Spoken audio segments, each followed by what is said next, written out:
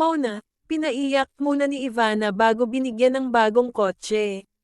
Niregaluhan ni kapamilya actress Ivana Alawi ng Ford Territory ang kanyang bunsong kapatid na si Mona Alawi nitong Martes 5 ng Setyembre. Pero bago yon, nagprank pa muna si Ivana sa kanyang baby sister.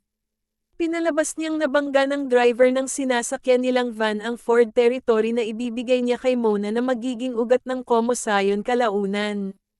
Sa gitna ng kaguluhan, makikita ang takot at kaba sa mukha ni Mona. Nang i-reveal ni Ivana na prank lang ang lahat, doon na umiyak ang kanyang bunsong kapatid. Akala ko nakikipag-away ka kay kuya, naiiyak na sabi ni Mona sa kanyang ate. Pinaghandaan umano nila ng mabuti ang nasabing prank para hindi magsuspecha ang kanyang bunsong kapatid.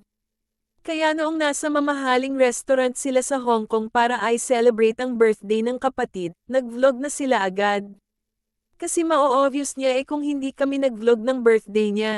Sasabihin niya, ay, may plano yata tong babaeng to, paliwanag ni Ivana. Gustong-gusto umano ni Mona ang nasabing sasakyan.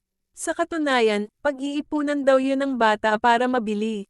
Pero naisip ni Ivana, ireregalo na lang daw niya. Tutal, deserve naman nito. She's studying hard. At nilalampasan niya yung sakit niya. And she's fighting hard. Matatandaan na noong Hulyo ay isiniwalat sa isang vlog ni Ivana ang tungkol sa lumalalang health condition ng kanyang kapatid.